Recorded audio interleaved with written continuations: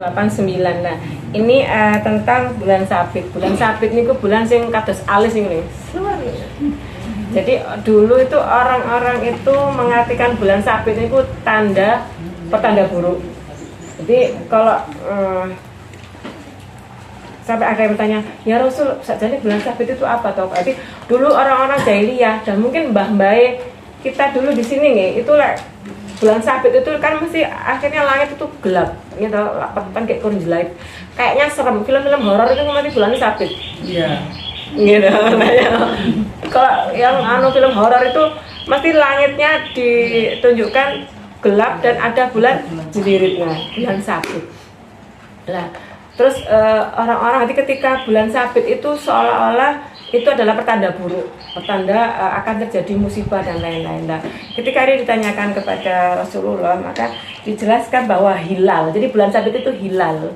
Hilal itu bukan pertanda apapun, tapi itu adalah untuk perhitungan waktu, untuk menghitung masa iddah, untuk memulai puasa dan mengakhirkan puasa atau berbuka. Jadi hilal itu ternyata oleh Allah sebagai tanda itu tadi kata salah satu hadis nih, berpuasalah ketika melihat hilal dan berbukalah ketika melihat hilal. Maka hilal ini adalah penentu waktu.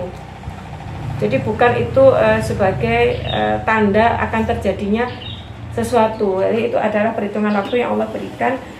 Sama juga terkait masa. Jadi dulu kalau menghitung masa iddah itu ya dengan hilal ini 3 kali hilal. Jadi kan sudah 3 kali bulan. Di bulan keempatnya baru boleh menikah lagi untuk masa iddah perempuan yang ditalak. Nah, kemudian disebutkan juga dan bukanlah suatu kebajikan jika kamu memasuki rumah dari atasnya, maksudnya dari belakang. Kalau ini jadi ingat ketika ada saudara nih pindahan ke rumah baru.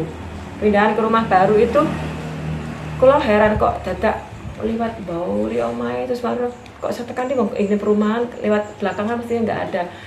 Terus katanya nggak boleh lewat depan, harus lewat belakang kalau dari perjalanan jauh dan masuk rumah untuk yang pertama kali rumah baru itu nggak boleh lewat depan, harus lewat tembok belakang. Ngarep omahe dhewe dadak pecicilan ngene. Omahe dhewe kok dadak menek tembok kaya iki omahe sapa. Jadi ternyata ada apa nggih? Kepercayaan seperti itu menyebutkan bahwa kalau habis dari perjalanan atau itu memasuki suatu tempat yang baru, rumah yang baru, itu tidak boleh lewat depan, harus lewat belakang. Itu dianggap kebajikan. Jadi ketika masa jahiliyah dulu itu seperti itu.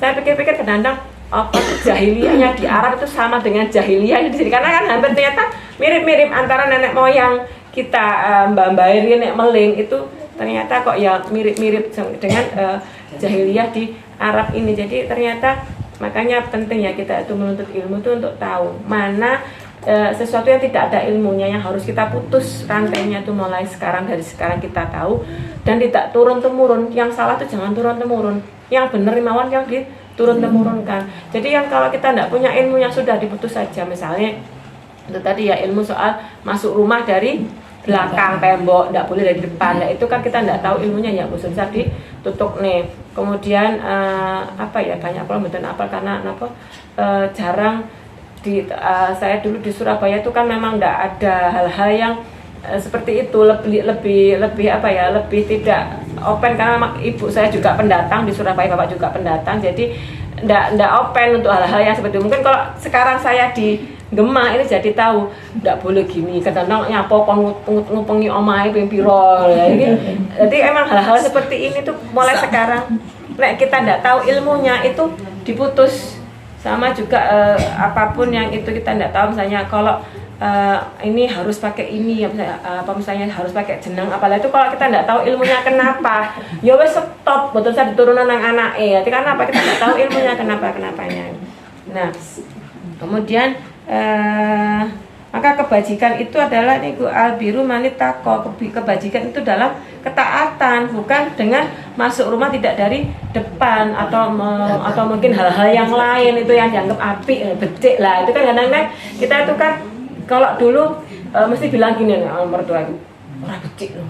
Lah ora becik iku mboten tibake mboten syariat. Padahal becik niku nggih ketaatan. Syariat ini yang dibilang becik, yang dibilang kebajikan itu adalah syariat, albiru manit tako, kebajikan itu ada di dalam ketaatan, bukan di dalam omongannya Mbak dulu yang tidak ada ilmunya. Mbak yang dulu diputus sampai di situ. Kita yang sudah tahu ilmunya, tahu syariatnya, itu diterapkan sesuai dengan yang tahu, sesuai ilmunya. Jangan mengikuti apa yang dulu kita tidak tahu ilmunya. Maka disebutkan di sini nggih, dilanjutkan, masuklah rumah dan bertakwalah kepada Allah agar kamu beruntung. Orang yang beruntung niku orang yang pripun, Bu? Kamai gede, Pak. Kebidak niku beruntung. Duit akeh iku beruntung. Jadi indikator hari ini kan seperti bejo nih. Karena orang Jawa lek bilang kan bejo. Bejo lho Bu kae ke oleh mantu sawae jan pirang-pirang kotak. Kayak ngono mah biasane ya wis kaji lemah nang ndi itu dianggap bejo. Nggih mboten. Nang kene isi nek ngakoni. Padahal kalau dibilang di sini yang disebut orang-orang agar orang beruntung itu adalah dia katakan beruntung bila kalian di hadapan Allah, maka kelak dia akan memberi kalian pahala dan balasannya lengkap dan sempurna. Jadi beruntung itu adalah ketika nanti di yaumul hisab itu Allah itu berkenan melihat kita dan memberikan pahala serta ampunannya. Jadi sama seperti kalau sebutkan syafaat loh, syafaat itu orang dalam. Jadi kalau kita punya orang dalam gitu, misalnya mau masuk di suatu mau masuk ke rumah dinasnya bupati. Lek mboten kenal kali sapa sing nang njero kono napa gek saged kene bludus mlebu. Mboten kan, satpame mesti nyewekel disian ngono. Nah, nggih. Kalau kita punya orang dalam, kita bisa masuk rumahnya bupati enak. Sama syafaat itu juga orang dalam, koneksi tadi. Kalau kita pegang syafaat, maka timbangan amalan kita itu mau banyak yang kanan atau yang kiri, itu kita bisa masuk surga. Itu yang namanya syafaat. Orang dalam itu. Jadi ketika kita kenal orang dalam, kita bisa masuk surga. Itu juga gitu, ada orang dalamnya. Orang dalamnya siapa? Syafaatnya Nabi Muhammad SAW. Maka dari sejak sekarang ini kita mencari syafaat itu dengan apa? Dengan menjadikan satu-satunya itibak itu adalah dengan itibak pada Rasulullah, bukan yang lain. Bukan kok jaree, tapi langsung dari itibak Rasulullah berdasarkan syariatnya. Maka itulah orang-orang yang beruntung, karena ada banyak nanti kelak itu di yaumul hisab tuh Allah itu ngelirik moh pada orang-orang itu. Jangankan melihat, jangankan memberikan pahala karunia dan memberikan surganya, delok nih yang mboten ngelirik nih yang mboten. Jadi nanti bilang ya, semoga kita semua di sini terhindar dari orang-orang yang Allah tidak mau melihat sama sekali di akhirat. Orang yang Allah tidak mau melihat di akhirat itu di dunia pun Allah betul ngereken punan. Jadi ini yang disebut dengan istijrat. Nanti kita ada di ayat-ayat selanjutnya tentang istijrat. Kemudian dilanjutkan di ayat 190 ya. Nah, ayat 190 ini adalah dan perangilah di jalan Allah orang-orang yang memerangi kamu, tapi jangan melampaui batas. Perangilah orang yang memerangi kamu. Maka salah kalau ini disebut Islam itu agama teroris. Islam itu kalau tidak diserang, tidak boleh menyerang. Kan ini jelas nih, perangilah mereka yang memerangi kamu. Maka kalau kita diserang, boleh kita menyerang balik untuk mempertahankan diri ataupun untuk mengalahkan. Tetapi jangan melampaui batas. Di dalam Islam itu ada aturan-aturan yang tidak boleh dibunuh meskipun itu dalam peperangan. Wanita, anak-anak, lansia, orang cacat, kemudian apalagi dan orang-orang tunanetra, orang-orang yang dan lumpuh dan orang-orang yang tidak ada urusan dengan perang itu tidak boleh dibunuh, tidak boleh diperangi. Bahkan kata sekarang ya, di Israel, di Suriah itu kabeh semua dihabiskan. Mbok anak bayi 5 tahun tuh ya dibedel di prono. Jadi rasanya itu kalau ada yang bilang Islam itu agama teroris, berarti belum kenal sama Islam. Karena apa? Yang namanya Islam itu kalau udah diperangi lo tidak merangi. Dalam perang sekalipun mereka ada batas-batas yang tidak boleh dibunuh. Nah sekarang itu di Israel, di Suriah itu ketika pasukannya Suriah itu masuk di suatu kota nih, sing lanang dipateni, sing wedok diperkosa, sing anak-anak dibunuh semua. Nah ini namanya sudah melampaui batas, sudah bukan manusia kalau sudah. Dan di Islam itu diatur sedetik itu.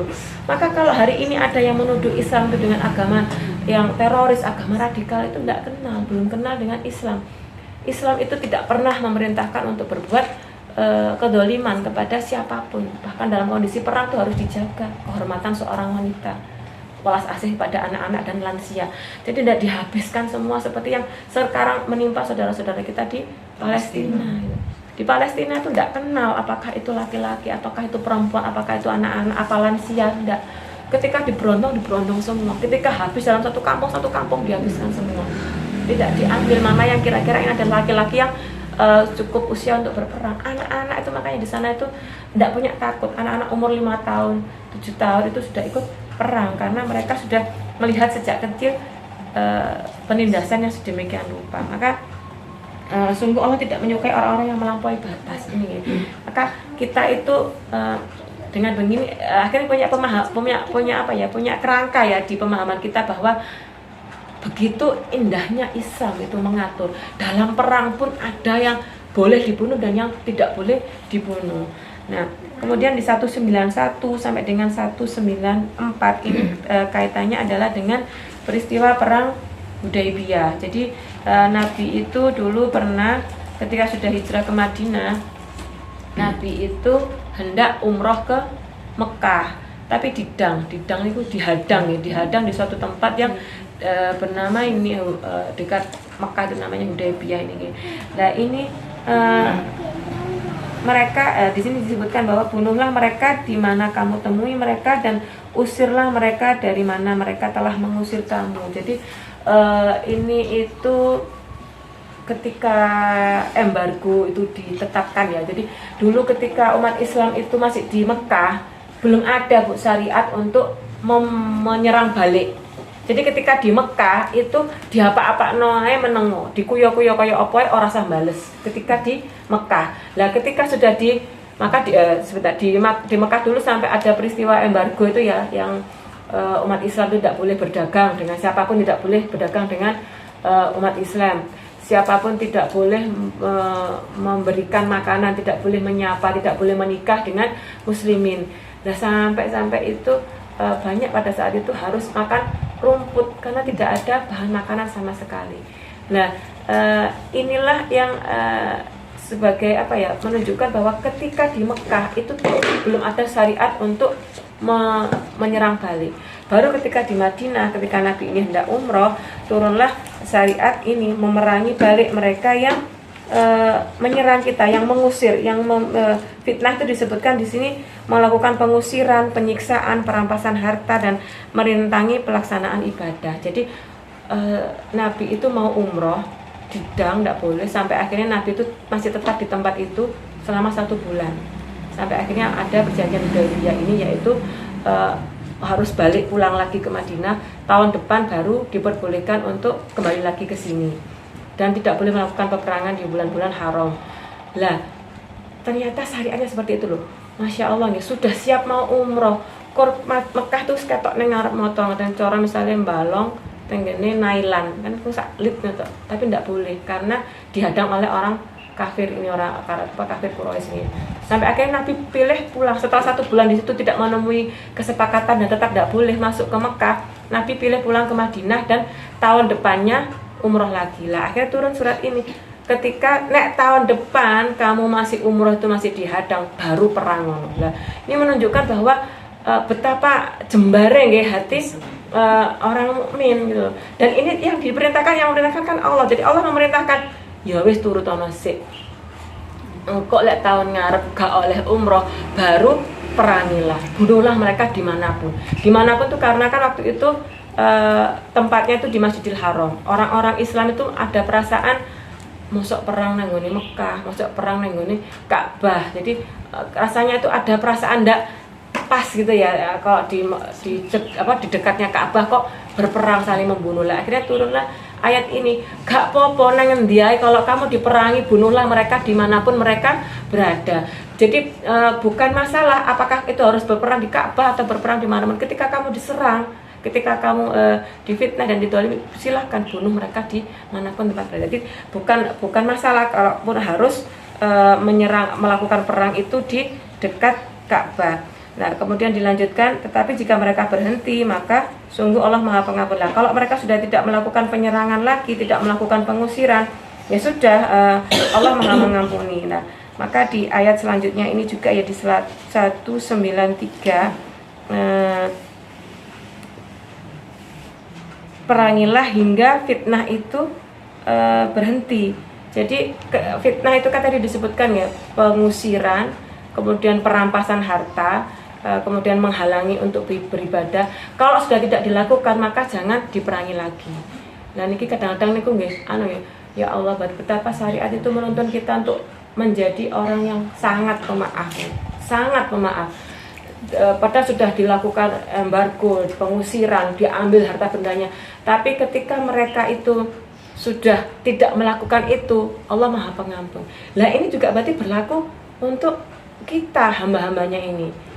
Kita boleh benci seseorang karena keburukan akhlaknya misalnya, karena perangannya buruk sekali. Uang itu loh ngomong kayak mari mangan lombok 10 pedes ya misalnya. Boleh kita membenci perangainya, tapi tidak membenci orang uang itu loh. Nah ndi gak ono ta kelambi sira tok dawa, sok kelambi dhuwur dengkul kabeh. Karena batin mesti kan batin gitu nggih. Nek gak gitu apa uang kok iso kayak ngono. Lek nyelatu uang saenak dhewe, kita pegel, marah dengan perilakunya. Lah tapi itu hanya benci pada perilakunya, bukan orangnya. Bedane piye lho Mbak, wong sing nglakoni ya wong kuwi, mesti aku pegel karo wong kuwi.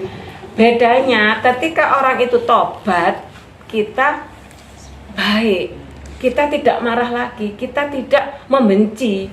Lah kalau kita benci sama orang ya, wong iku apik, aku pegel karo wong iku. Lah itu namanya kita membenci orangnya, bukan membenci kelakuannya, perilakunya. Kalau kita benci perilakunya cukup sampai ketika dia masih melakukan perbuatan itu. Kalau dia sudah tobat, ya sudah, dimaafkan. Kita baik sama orang itu. Angel Mbak wingi lho mari misu-misu aku, mari ngono dhek macak tobat lho. Ya itu memang syariatnya seperti ini, bahwa ketika orang itu sudah bertobat, sudah berhenti melakukan keburukan itu, maka kita tidak boleh tetap membencinya, karena yang kita benci itu kelakuannya, perilakunya. Dulu kemarin pakai baju minim terus, sekarang sudah berukut, sudah pakai kerudung, ya kita tidak boleh lagi benci dengan alasan dulu pakaiannya tidak genah. Nah inilah indahnya syariat Islam. Allah itu maha baik, maka Allah juga menyukai orang-orang yang berbuat kebaikan. Maka kebaikan kita itu harus seperti kebaikan yang Allah perintahkan. Berat, iya, tapi kalau kita ingat bahwa ternyata syariat, ketaatan, kalau itu dilandasi dengan ketaatan itu akan membawa kebahagiaan luar biasa.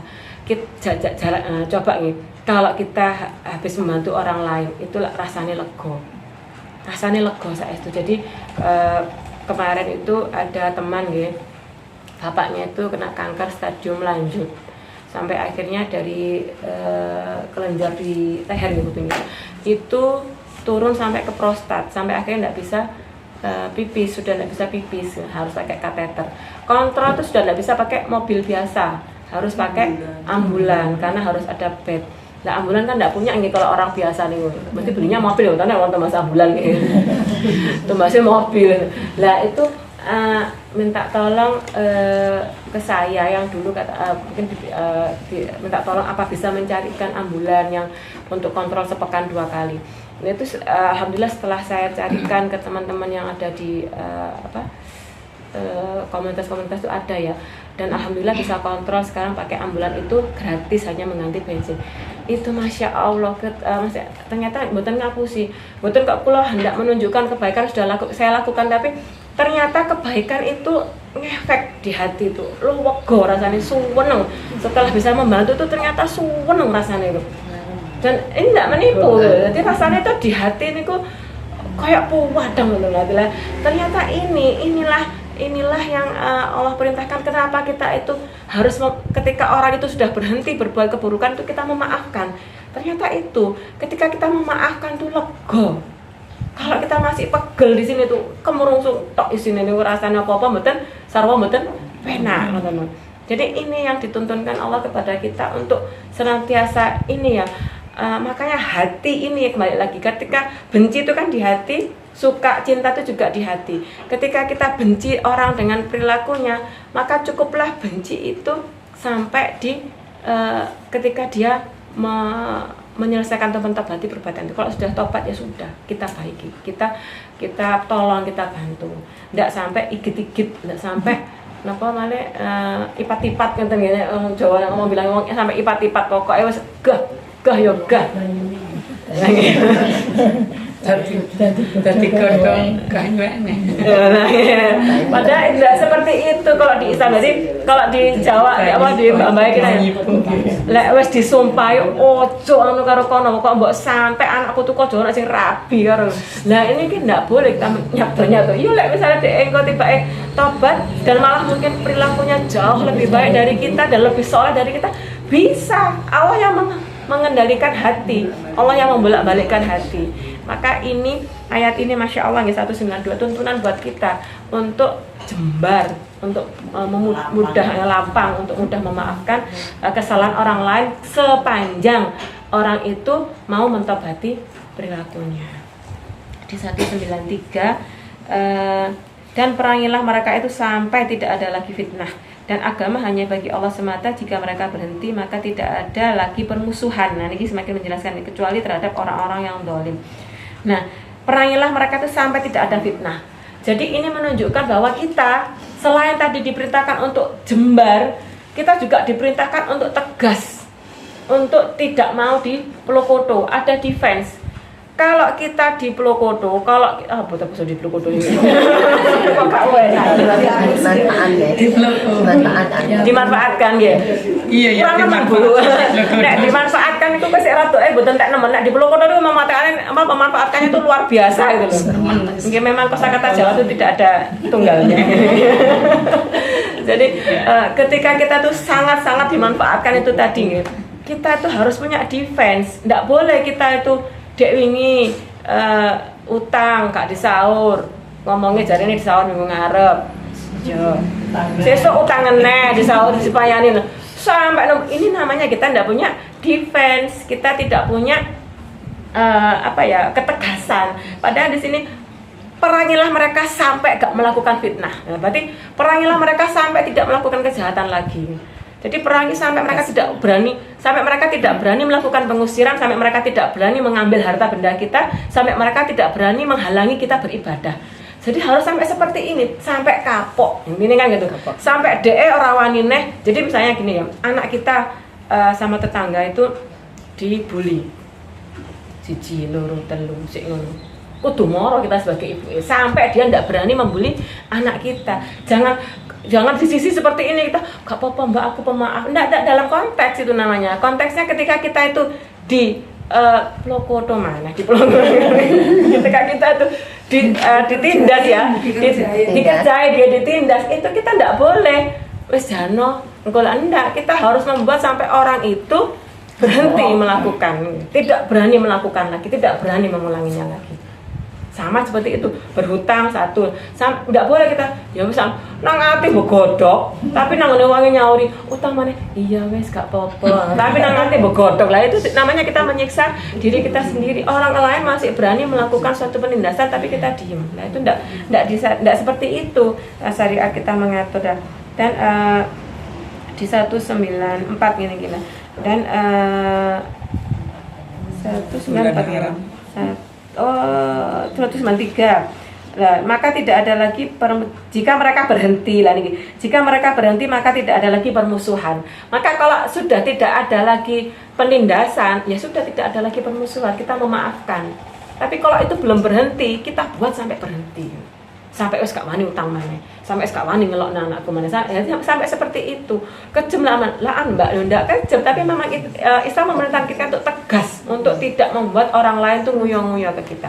Kita itu harus punya defense, pertahanan diri untuk tidak disakiti terus-menerus oleh orang lain. Ini syariat, Bu. Jadi harus dibedakan mana kita harus lembah mana harus kita itu tegas menyikapi orang yang melokoto.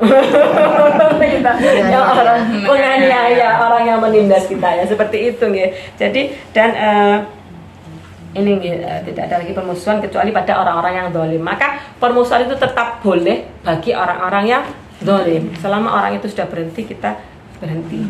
Di 194 bulan haram dan bulan haram. Nah, jadi bulan haram itu 4 orang ya, Zulqa'dah, Zulhijjah, Muharram, Rajab itu dan terhadap sesuatu yang dihormati berlaku hukum kisos.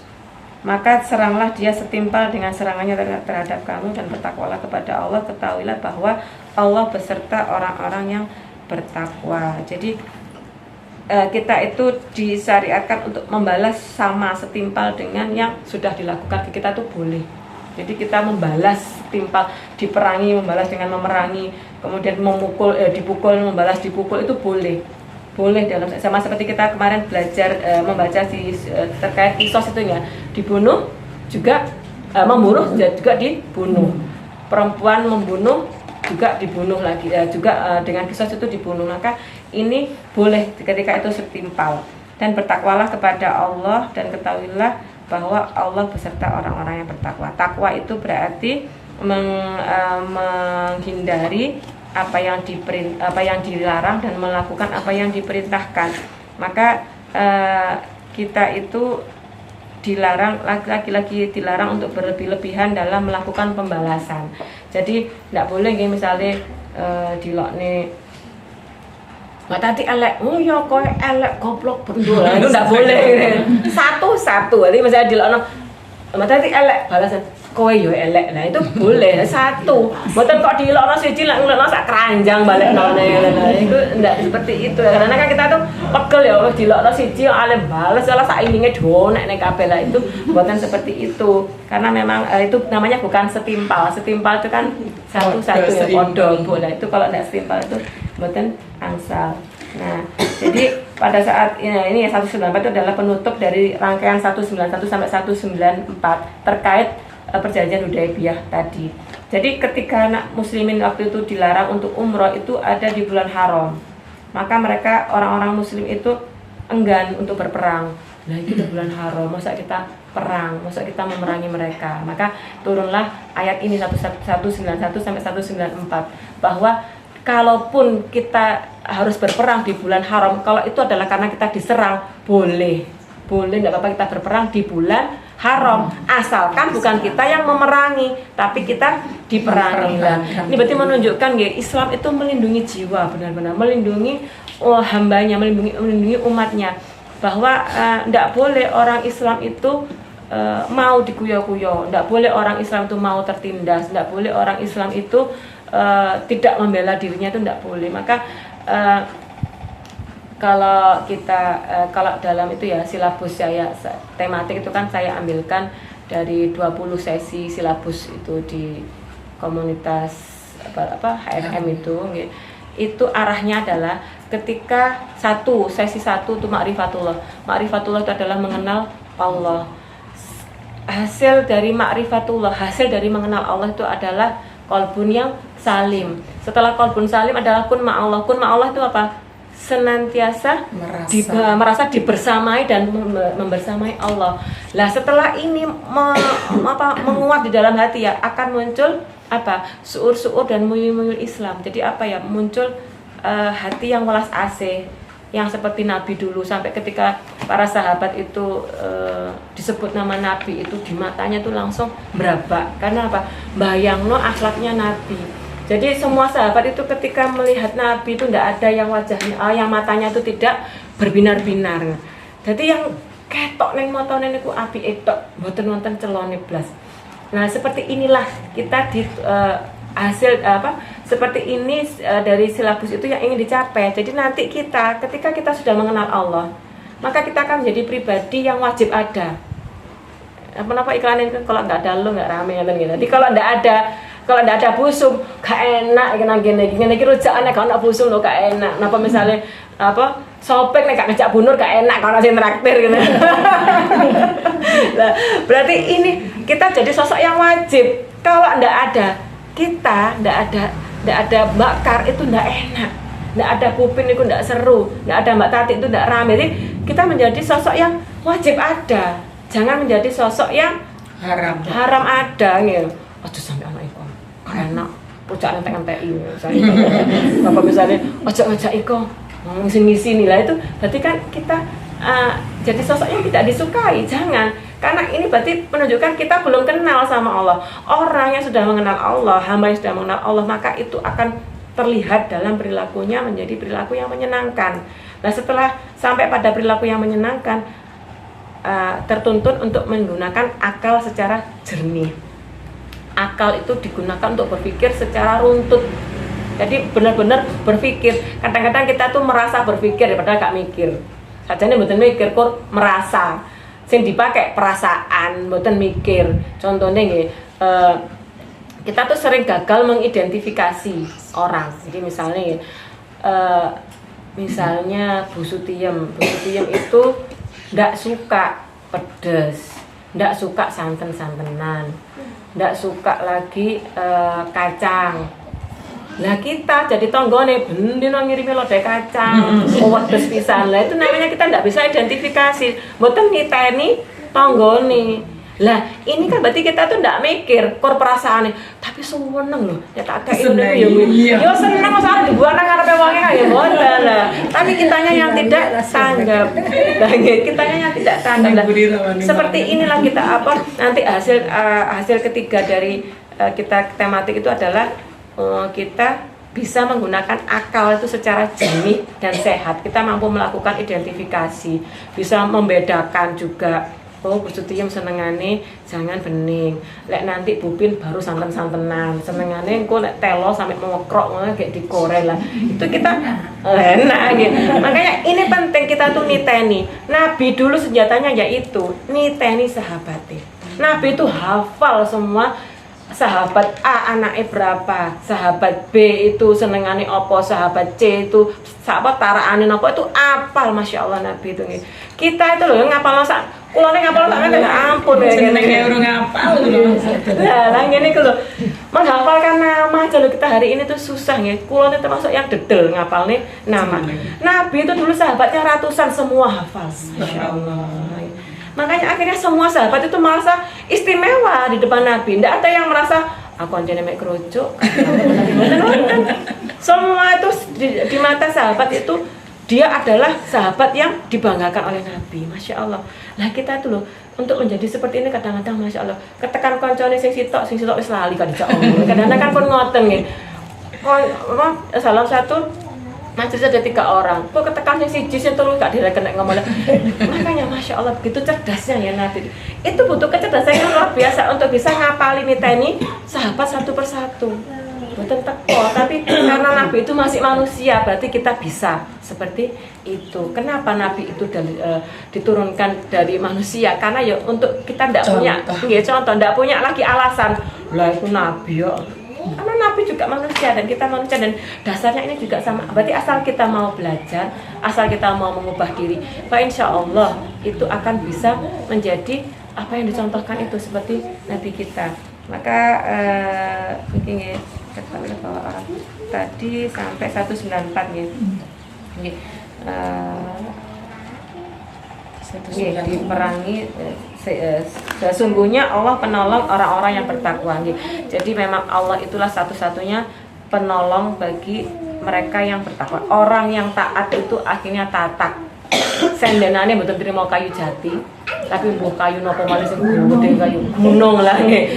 Mboten kok sendenan kayu jati malih, tapi sendenane pun gunung. Karena seperti itulah Allah itu akan bisa senantiasa kita cipkan. Bahasanya itu Mas, cipkan itu andalkan. Nah, senantiasa bisa kita andalkan ketika dalam kondisi apapun. Karena apa? Allah itu penolong orang-orang yang bertakwa. Ini janji Allah ya Bu ya. Jadi kalau kita bertakwa itu tidak mungkin kita merasa kecil hati atau kita merasa tidak berguna, tidak mungkin karena atau merasa dewe. Orang-orang yang bunuh diri itu karena mereka tidak bertakwa, makanya dia merasa tidak ada sandaran, tidak merasa ada yang akan menolongnya. Jadi rasanya dunia kukut, rasanya petang dedet, padahal tidak seperti itu. Ketika seorang itu taat dan bertakwa, itu yakin bahwa Allah akan menolong di saat-saat yang pasti ketika dia sedang membutuhkan. Di 195, dan infakkanlah hartamu di jalan Allah dan janganlah kamu jatuhkan diri sendiri ke dalam kebinasaan dengan tanganmu sendiri, dan berbuat baiklah, sungguh Allah menyukai. Dan ya Allah menyukai orang-orang yang berbuat baik. Kita itu jadi Allah niku nggih, kalau kita kembalikan lagi, kita itu bermaksiat, kita minta ampun, Allah memaafkan, gitu. Kita diampuni. Kita bermaksiat lagi, kita bertobat, diampuni lagi. Lah andekna kita kalau teman kita berbuat salah, njaluk ngapura kak katanya. Lah mau padahal kita tuh nggak ngasih apa-apa kan ke teman itu. Kita nggak seperti Allah yang memberikan semuanya itu tanpa hitungan. Kita tuh kadang-kadang baiknya ke teman tuh sepiro semean. Tapi ketika teman berbuat kesalahan, kita seolah-olah sudah tiada ampun bagimu, tiada maaf bagimu. Sama ke suami, nek misalnya ngelakoni salah titik, lek pegel pirang-pirang dino, padahal kayak gini gak tahu salah gitu. Kayak gini gak tahu salah lah. Ini kadang-kadang ya, makanya kadang-kadang suami saya itu kalau ngodo, ibu, aku mesti menangis dewe, wis to nang omah iki ku sing paling bener ibu. Engko lek ana sing salah balik mana nang peraturan pertama sing paling bener ibu. Jadi ini kadang-kadang iya ya apa ya kayak ngono tenan. Jadi maksudnya kadang-kadang itu apa ya untuk bermuhasabah. Kadang-kadang memang kita tuh perempuan tuh yang dimajukan dulu, yang dikedepankan itu kadang-kadang memang benar-benar perasaannya dulu. Enggak, kadang-kadang kita tuh enggak telaten untuk melakukan identifikasi, ngapali, niteni anak-anak kita tuh senengannya opo. Suami kita tuh enggak seneng misalnya. Suami tuh enggak seneng kalau kita itu misalnya keluar rumah sama dia kita pakai baju kuning misalnya, itu enggak seneng. Angger nggih baju kuning mesti dikon salin. Ora dititeni angger jak baca klambine kuning. Lah ini kan berarti kan kita tuh enggak mau berpikir loh, kok mboten niteni wong sing lanang gak seneng. Bapak atau saya suami enggak suka kalau ada masakan itu di dalamnya kecampuran misalnya kemiri, kroso ya kemiri nih. Woi, gak apal-apal. Terus ustazah biasanya. Ada sing kemiri, jadi nek kemiri ku koyo anak langu-langune nang pripun. Untuk masak kita kasih kemiri yang kental lah.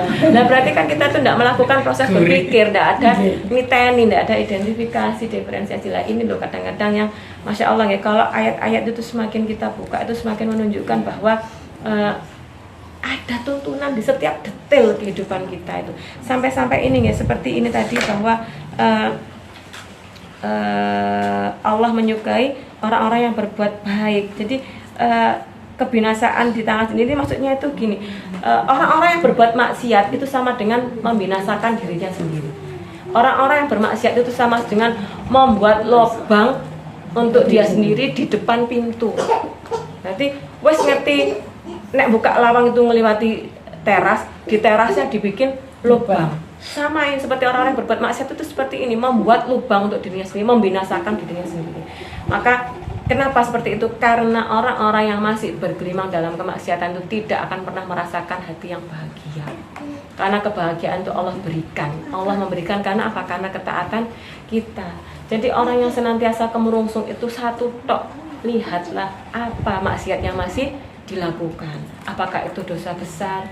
Apakah itu mungkin dosa-dosa kecil yang diremehkan? Jadi seringkali kita itu aman dari dosa besar nih. Us gak tahu kak ono dosa besar yang dilakukan, belas semua ditinggal, riba mboten, aurat ditutup, hibah juga enggak pernah. Tapi kita tetap digoda untuk apa? Meremehkan dosa-dosa kecil. Malah gak apa-apa ngono ae, didik ae. Didik ae sesuk istighfar nanti. Lah, ini kadang-kadang emang jebakannya di situ, jebakan setan untuk kita meremehkan dosa-dosa yang seolah-olah itu kecil, padahal ketika kita meremehkan dosa kecil berarti kita membuka pintu untuk dosa yang besar. Jadi di ayat ini clear nih, insyaallah infakkanlah hartamu di jalan Allah. Jadi maksudnya gini, wow, untuk kita berlomba-lomba infak fisabilillah. Jadi pada waktu itu memang sahabat itu berlomba-lombanya luar biasa. Di perang Tabuk itu Utsman bin Affan tuh sampai memberikan 100 ekor unta, kemudian kuda itu 60, belum lagi harta dan makanan. Sampai kalau di total itu kalau tidak salah itu kalau diuangkan sekarang itu sekitar berapa triliun gitulah, itu diberikan untuk infak fisabilillah. Jadi kadang-kadang kita itu lebih loman untuk mencukupi keinginan kita daripada untuk bersedekah, untuk berinfak. Kita tidak pernah mencoba untuk mengurangi gaya hidup atau mungkin misalnya keinginan ben iso infak lebih banyak. Kadang-kadang infak itu hanya yang tersisa dari budget bulanan kita. Turai piro ya iku sing diinfakkan. Padahal para sahabat dulu mencontohkan bahwa infak itu ditaruh di depan. Dipolno, gaya hidup dikurangi. Makanan itu sak cukupe ae, sing penting bisa makan. Tidak kok kita tuh hari ini enggak nggih, kita kalau beli gamis nek gak sing rego 400 munggah gak gelem. Giliran di mintai infak delok sik, didelok sik. Oh, anak sing 50 ae atau anak sing 30 lah. Kadang-kadang seperti itu, Masya Allah kan. Saya kadang-kadang kalau ya Allah ya, nah pripun ya Allah lah kalah kali kebutuhan yang lain. Kadang-kadang tuh masih cari pembenar seperti itu. Tapi ya ini tuh sekedar apa ya, untuk kita tuh bermuhasabah. Jangan sampai kita itu lebih loman pada yang menjadi keinginan kita daripada apa yang harusnya kita keluarkan. Jadi kita masih bergaya hidup yang sakjane bisa ditekan lagi dan iso sedekahnya lebih banyak, tapi kita tidak melakukan itu. Pengingat ya bahwa jangan-jangan ada yang masih kita tuh berlebih-lebihan atau bermegah-megahan atau bermewah-mewahan dalam kehidupan kita. Jadi kan tiap orang tuh tidak sama. Ada yang mungkin menurut saya satu hari masak sampai habis 50.000 itu terlalu mewah kalau menurut saya. Tapi mungkin ada bagi orang lain segitu itu biasa, sudah minimalis biasa. Jadi maka ukuran itu dikembalikan kepada diri kita masing-masing. Kalau kita masih bisa, kita turunkan lagi standar kenyamanan kita itu, diturunkan untuk apa? Untuk kita bisa lebih banyak menyisihkan untuk infak fi sabilillah ini, karena ini yang kita dibudalno dhisik ngene iku harta kita. Untuk apa? Untuk nanti kita di akhirat kita. Nggih, insyaallah menika kita lanjutkan ke ayat tentang haji.